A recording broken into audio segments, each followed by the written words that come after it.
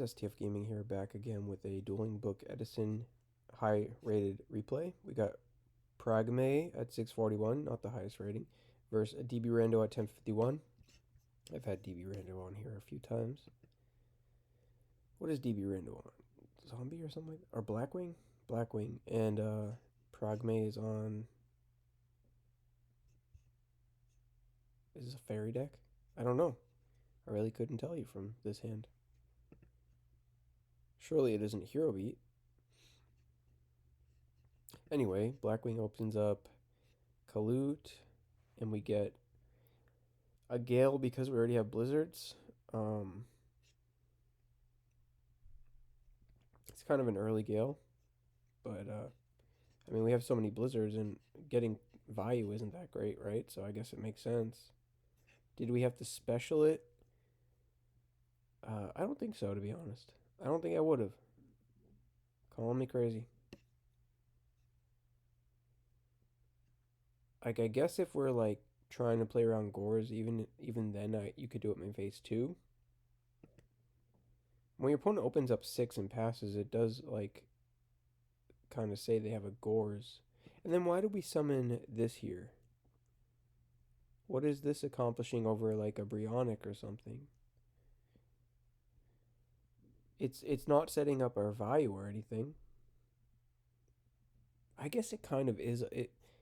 We don't have to commit the Sirocco, so like this getting to the graveyard means our Blizzard getting value is 1 turn earlier. Also, it means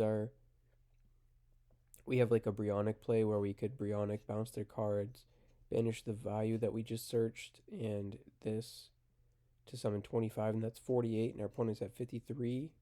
So it's not that bad. I don't hate it, but like, I just don't know if I would have summoned the Gale there, to be honest. I don't play Blackwing though. I'm just a frog player. I don't play real traps. Alright, they set Torrential. What is going on with this? Like, I still can't even confirm if it's fairy.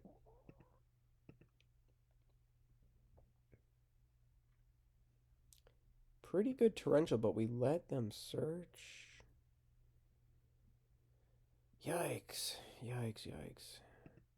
Heavy, good heavy, I guess, but like then they have Legacy. And we finally draw an Angel. This Angel, I mean, looking at the game state, there's no Icarus or anything. This Angel is gonna do some damage potentially. I guess this is like a Brionic. Yeah, maybe not. Dust shoot an Honest. 1 Honest is fine, you don't need to. Gonna make Brionic. Prio. Back row. 53.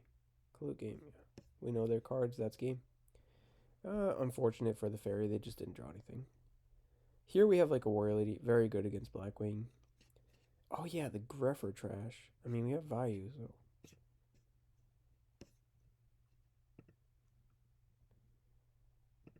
I don't think I'm a fan of the Greffer Blackwing.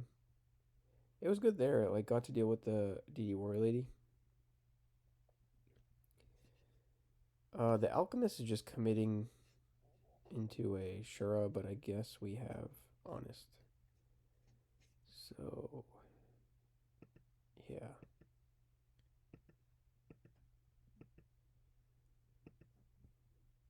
Okay, 32. Blackwing looks to be pretty dead.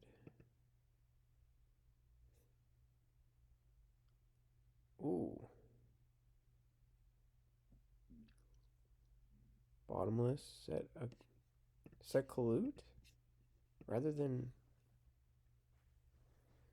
Blizzard. Why did we do that? Why did we do that? Wait, what? Oh, maybe they had Honest Banish and they're like, if we attack Angel, it accomplishes nothing. If we attack Alchemist, they get Honest. Oh, because... And then we can Cataster. Okay. So that is their line of thought for sure. For sure, for sure.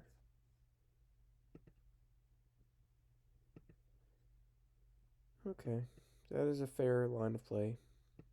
At the same time, we could have summoned Blizzard. Nah, no, that was good. That was actually good because Catastor is like the only line of play where we could come back from that situation. All right, here we open up Shura, Whirlwind, Allure. We have Greffer, Dad, Vayu.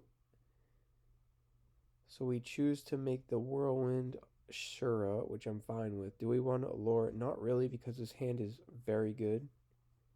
So just pass. Oh, no, we can Allure the card. We go Shura. Sure, yeah. Also, maybe this hand's just good enough where we could get rid of one of, like, the Vayu or the Greffer. I don't know. Yeah, like we drew a second Vayu, that's fine. Here you set the Icarus. That's a bit greedy. I'm playing into heavy.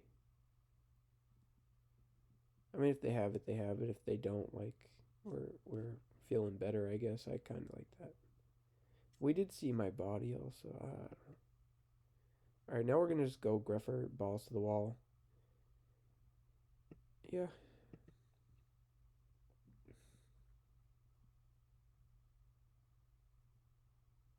Wait, did we not attack with Shura? Because it could have been Warrior Lady. Huh. That was heads up play, but like it would have worked there. It doesn't make it wrong. I think it was respectable. Battle step. Alright, they have a breaker. So their hand is breaker.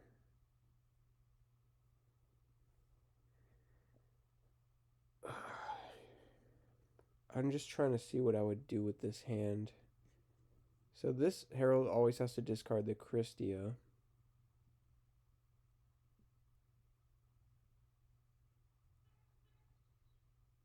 I wonder if the plays ever summon Cyber Valley set. Return. Or maybe even set Warrior Lady set return. They're probably just going to attack the Greffer into it. But then we have Valley, banish Christia, put this on top of your deck, flip the return, summon 4 dudes, and see what happens there. Like, the game is still young, but our opponent's just so far ahead, it feels like. In summoning a breaker, like, if they have any response to this, our hand is just... we have no other plays aside from set return. At that point, next turn, we can banish Valley, Christia, put this on top. Is there a world where we just summon Breaker, attack Greffer, main phase 2, pop one of these? Maybe. Let's see what happens. Alright, that's what we're doing. You don't pop because it's Shura, that's right. Oh, so maybe we're supposed to attack Shura if that's the line. I wasn't even thinking about that. Wait, and then we had... If they have Kalut, we herald it. If they don't have Kalut, we herald the Greffer, maybe. Actually, we're in an okay spot there. Why did we not break? I don't know. 19 is good. I'm not going to say it's not. I think we might have known they had Blizzard from the Whirlwind. I'm not 100%, but I think we might have. So that's another reason not to want to kill the Shura, I suppose. Because we didn't have an answer. But at the same time, we have Herald, which I don't think you can Herald a Blizzard under a Whirlwind for the same reason you can't Oppression it. Oh, this is a tough game. This is a tough game. And now we're just... Oh, I guess we're not dead.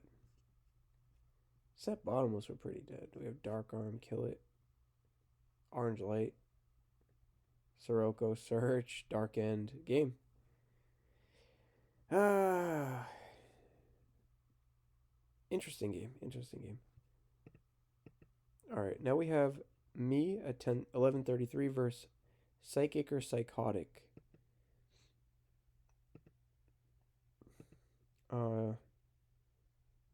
They're on Roxanne. I had a cool play this game, I remember.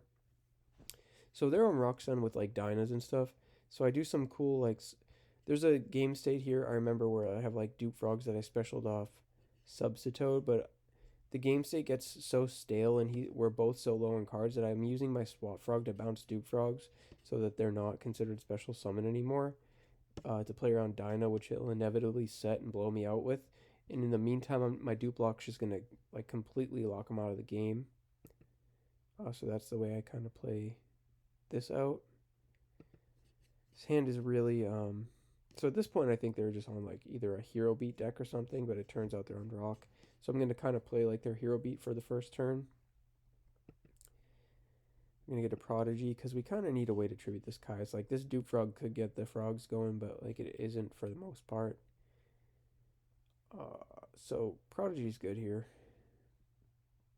Plus I have the alias, so it's either prodigy or ocean or malicious edge. Here we dust shoot. There's a lot to think about. The main thing to note is that the guardian can run over this and nothing else can. We can kind of play around gores. We assume they're going to set these, but they don't end up doing it. So here they pass and we have to think what we want to do.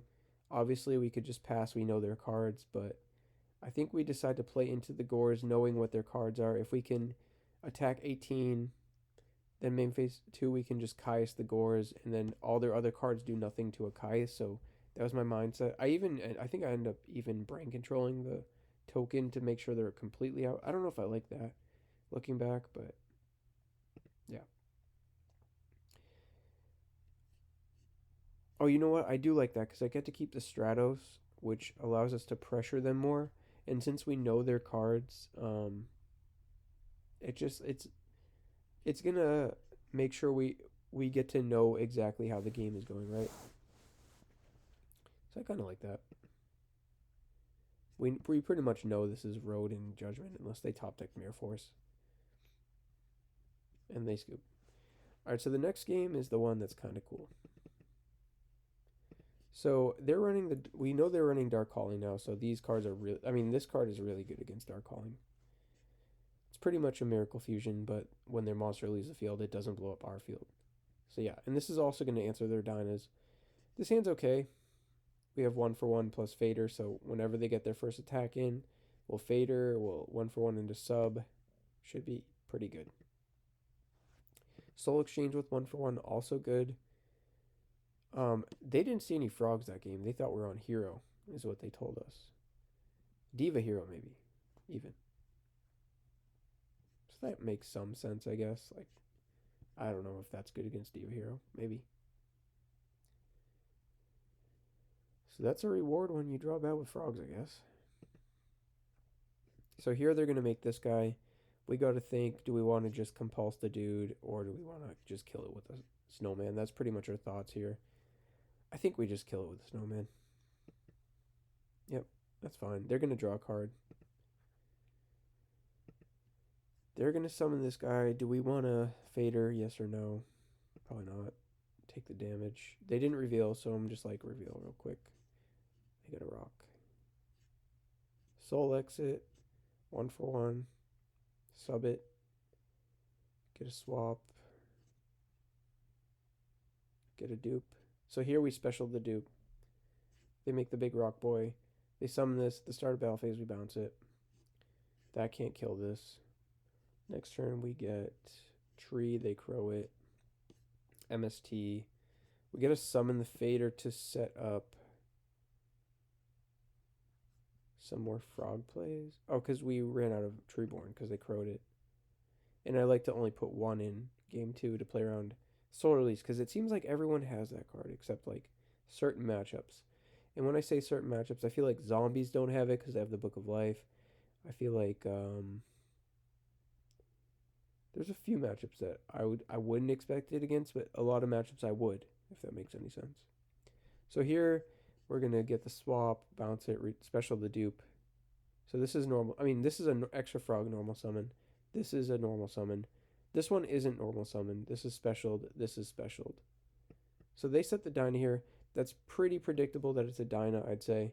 I'm going to normal swap. I'm going to use its effect, bounce the dupe, normal the dupe. This plays around the Dyna completely. I personally think it's an awesome play that a lot of people wouldn't expect to play, a play that a lot of people wouldn't really try to do. But I think it was like harmless to do it. It didn't cost me much, um, so I do it and I get rewarded. And now they're just under a dupe block, and they think I specialed this, but like I normaled it. I remember, and after rewatching it, that's confirmed. Um, Here we're gonna summon the swap. I mean the Stratos.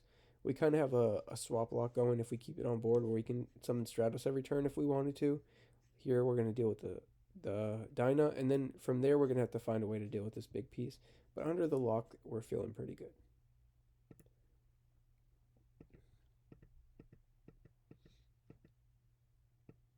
They just scoop here.